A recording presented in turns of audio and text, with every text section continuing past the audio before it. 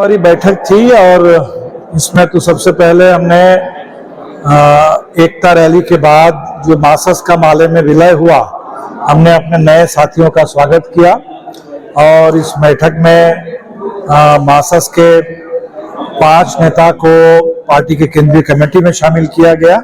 एक उनमें से एक स्थायी आमंत्रित रहेंगे और 2 साथी कॉमरेड आनंद महतो जी, कॉमरेड हलदर जी हमारी पार्टी के पॉलिट ब्यूरो में भी शामिल रहेंगे। तो एक तो पूरी केंद्रीय कमेटी ने इसका तहे दिल से स्वागत किया और हम समझते हैं कि झारखंड में एक जबरदस्त इससे उत्साह का माहौल बना है।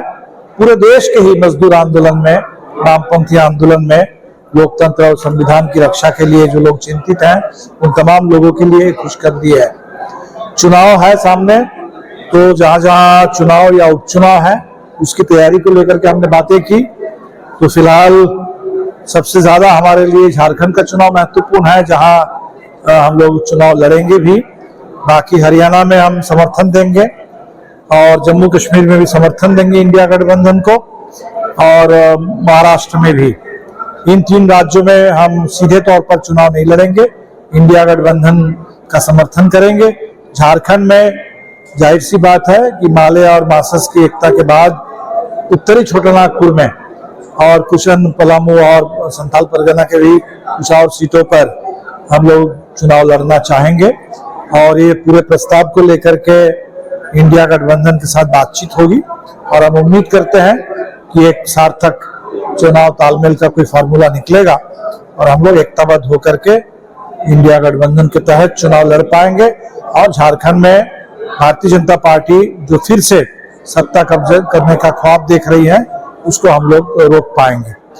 इन चारों राज्यों के चुनाव में हमारी अपील है लोगों से कि 2024 में जो काम अधूरा रह गया, भारतीय जनता पार्टी को बहुमत तो नहीं मिला लेकिन फिर भी सरकार उसकी बन गई है एनडीए गठबंधन के तहत। इस बार के चुनाव में एक निर्णायक जनादेश महाराष्ट्र से, हरियाणा से लेकर झारखंड और कश्मीर हर जगह लोग दे।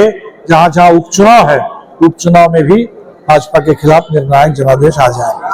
कुछ मुद्दे हैं जिन मुद्दों पर हमने खासतौर पर चर्चा की। वक्फ बोर्ड वाला बिल है, इस बिल पर एक ज्वाइंट पार्लियामेंट्री कमेटी बनी हुई है। कमेटी ने लोगों से सुझाव मांगा, हमारे लोगों ने उनको सुझाव भी भेजा। हमने कहा कि इस बिल की कोई आवश्यकता नहीं है, इस बिल को छोड़ा जाए और इस पूरे वक्फ बोर्ड के सवाल पर मुस्लिम कम्युनिटी से बात करके अगर कहीं कोई सवाल हो तो उसका हल कर लिया जाए, लेकिन इसमें सरकारी दखलंदाजी की कोई आवश्यकता कहीं से कोई नहीं है। दूसरा, इस समय जगह जगह से जो रिपोर्ट आ रही है, खासकर हरियाणा से रिपोर्ट आई, गो रक्षा के नाम पर हिंसा और हत्या। कहीं मुस्लिम मजदूर मारा जा रहा है, कहीं कोई हिंदू लड़का जो 12वीं में पढ़ता था उसकी हत्या हो जाती है।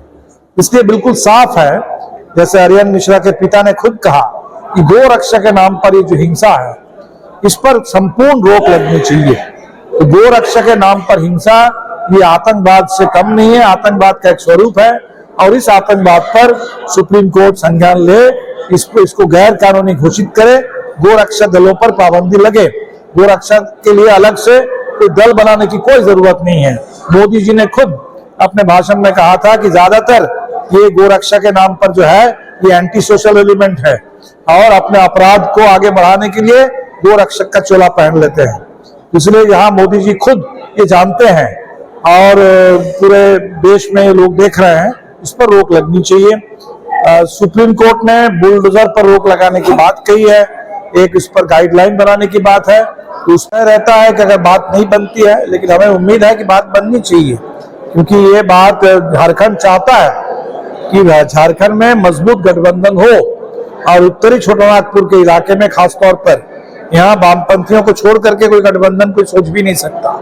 इसीलिए हमें लगता है कि जैसे लोकसभा चुनाव ने भी दिखाया, बगल में ही बिहार है, विधानसभा चुनाव देख लीजिए, लोकसभा चुनाव देख लीजिए, जहां सार्थक गठबंधन जहां भी बना वहां उस हद तक हमें रिजल्ट मिला। तो हमें लगता है कि झारखंड में भी बिल्कुल बनना चाहिए।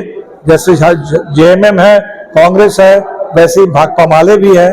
तो सभी विचारधारा के लोग मिल करके हम लोग आप देखेंगे, अभी बात होगी, हमारे स्टेट कमेटी की बैठक होगी 24 और 25 तारीख को। हम लोग इस पर पूरे सीटों की सूची भी बना लेंगे और इस पर बातचीत होगी अब उम्मीद करते हैं बातचीत से ही रास्ता निकलेगा।